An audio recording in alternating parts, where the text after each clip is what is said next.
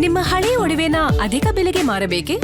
ಅಟಿಕಾಗೆ ಕಾಲ್ ಮಾಡಿ 8803000300. Attica gold company. ಮುಖ್ಯಮಂತ್ರಿಗಳು ಒಂದು ಸರ್ವ ಪಕ್ಷಗಳ ಒಂದು ಸಭೆಯನ್ನು ಕರೆದಿದ್ದಾರೆ. ಆ ಸಭೆಯಲ್ಲಿ ಚರ್ಚೆ ಮಾಡ್ತೀವಿ. ನಮಗೆ ಇನ್ನಿರಲಿಲ್ಲ, ನಾವು ಅದಕ್ಕೆ ಅಪೀಲನ್ನು ಕೂಡ ಮಾಡುವಂಥ ನಿರ್ಣಯ ಕೈಗೊಳ್ಬೋದು ಸುಪ್ರೀಂ ಕೋರ್ಟ್ನಲ್ಲಿ, ಆಮೇಲೆ CWMಯಲ್ಲಿ. ಈಗ ಸಂಕಷ್ಟ ಇದ್ದ ಸಂದರ್ಭದಲ್ಲಿ ನಮಗೆ ನೀರಿನ ಕೊರತೆ ಇದ್ದಾಗ ಇವತ್ತು ಏನು CWM ಡಿರೆಕ್ಷನ್ಸ್ ಕೊಟ್ಟಿದ್ದಾರೆ ಇದನ್ನು ಪಾಲನೆ ಮಾಡಲಿಕ್ಕೆ ಭಾಳ ಕಷ್ಟ ಆಗ್ತದೆ. ಯಾಕಂದರೆ ಬೆಂಗಳೂರು ಕುಡಿ ನೀರು ರೈತರಿಗೆ ಮತ್ತು ಬೇರೆ ಕುಡಿಯೋಕ್ಕೆ ನೀರಿಗೇ ನಮಗೆ 4 ತಿಂಗಳಿಗೆ ಅಷ್ಟೇ ಇದೆ, 4 ತಿಂಗಳು ಇರೋದು. ಹೀಗೆಲ್ಲ ಇರೋದ್ರಿಂದ ಸರ್ವಪಕ್ಷದ ಸಭೆಯಲ್ಲಿ ಒಂದು ಚರ್ಚೆ ಮಾಡ್ತೀವಿ. ಅದು ನೋಡೋಣ, ಸುಪ್ರೀಂ ಕೋರ್ಟಿಗೆ ಏನೋ ಅದ್ರ ಮೇಲೆ ಆ CWM ಆರ್ಡರ್ ಮೇಲೆ ಅಪೀಲ್ಗೆ ನಮ್ಗೆ ಅವಕಾಶ ಇದೆ ಸುಪ್ರೀಂ ಕೋರ್ಟ್ನಲ್ಲಿ. ಪ್ರತಿ ಬಾರಿ ಕೂಡ ಈ ತರದ ಮೀಟಿಂಗ್ ಆಗುತ್ತದೆ, ತಮಿಳುನಾಡು ಪರನೇ ಎಲ್ಲವೂ ಕೂಡ ತೀರ್ಪು ಬರುತ್ತೆ. ನೋಡಿ ವಾದ ಪ್ರಶ್ನೆ ಬಂದಿಲ್ಲ. ಅದೆಲ್ಲವನ್ನು ಕೂಡ ನಮಗೆ ಮಾಹಿತಿಯನ್ನು ಸ್ಟ್ಯಾಟಿಸ್ಟಿಕ್ಸ್ ಏನಿದೆ, STMC ನೀರಿದೆ ಏನಿದೆ, ಎಲ್ಲಿವರೆಗೆ ಆ ನೀರು ಇವತ್ತು ನಮಗೆ ಬೇಕಾಗ್ತದೆ, ಇದೆಲ್ಲವನ್ನು ಕೂಡ ಸರ್ವಪಕ್ಷ ಸಭೆಯಲ್ಲೂ ಕೂಡ ಇದು ಮಾಡ್ತೇವೆ. ಮ್ಯಾನೇಜ್ಮೆಂಟ್ ಅಥಾರಿಟಿ ಮುಂದೆನೂ ಕೂಡ ಮತ್ತೆ ಅಪೀಲ್ ಮಾಡಬೇಕಾಗಿದೆ, ಅಪೀಲು ಮಾಡ್ತೀವಿ. ಸುಪ್ರೀಂ ಕೋರ್ಟ್ನಲ್ಲಿ ಇದು ಮಾಡಬೇಕಾದ್ರೆ ಅದನ್ನು ಕೂಡ ಮಾಡ್ತೀವಿ. ಆದರೆ ಈಗ ನಾನು ಹೇಳೋದು ಸರಿಯಲ್ಲ.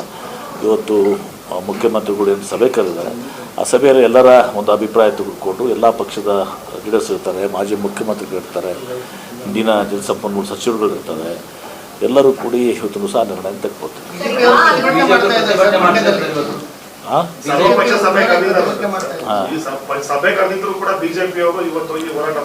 ಬಿಜೆಪಿಯವರು ಅಲ್ಲಿನೇ ಹೇಳ್ಬೋದಾಗಿತ್ತಲ್ಲ.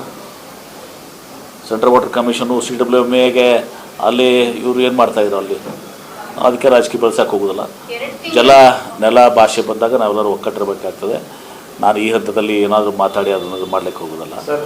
ಅವರು ಕೂಡ ಕೇಂದ್ರ ಸಚಿವರುಗಳಿದ್ದಾರೆ, MPs ಇದ್ದಾರೆ, ಎಲ್ಲರೂ ಕೂಡ ಒತ್ತಾಯ ಮಾಡಬೇಕಾಗ್ತದೆ, ಹೋಗಿ ಮನವರಿಕೆ ಮಾಡಿಕೊಡ್ಬೇಕಾಗ್ತದೆ ಸೆಂಟ್ರಲ್ ವಾಟರ್ ಕಮಿಷನ್ಗೆ, ಕಾವೇರಿ ಮ್ಯಾನೇಜ್ಮೆಂಟ್ ವಾಟರ್ ಮ್ಯಾನೇಜ್ಮೆಂಟ್ ಅಥಾರಿಟಿಗೆ, CWMಗೆ ಮತ್ತು ಜಲಶಕ್ತಿ ಸಚಿವರಿಗೆ ಏನಿದ್ದಾರೆ ಅವರೆಲ್ಲರಿಗೂ ಕೂಡ ನಮ್ಮ MPs ಕೇಂದ್ರ ಸಚಿವರು ಕೂಡ ಮನವರಿಕೆ ಮಾಡಿಕೊಡ್ಬೇಕಾಗ್ತದೆ.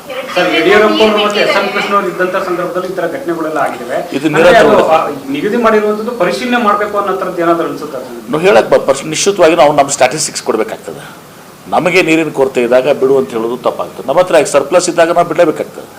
ನಾರ್ಮಲ್ ಇಯರ್ದಲ್ಲಿ ನಾವು 172 TMC ಬೆಳಗುಂದದಲ್ಲಿ ಬಿಡ್ತೀವಿ ಏನ್ರಿ. 192 ಇತ್ತು, 177 ಆಗಿದೆ ಈಗ ಇದು ಸಂಕಷ್ಟದ ಸೂತ್ರ, ಇದು ಸಂಕಷ್ಟ ವರ್ಷಗಳಂತ ಏನಂತಾರೆ.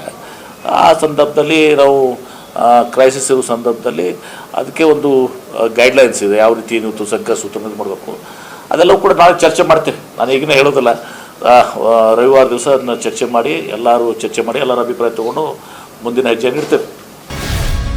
ಗ್ಯಾರಂಟಿ ನ್ಯೂಸ್, ಸುದ್ದಿ ಖಚಿತ, ನ್ಯಾಯ ನಿಶ್ಚಿತ.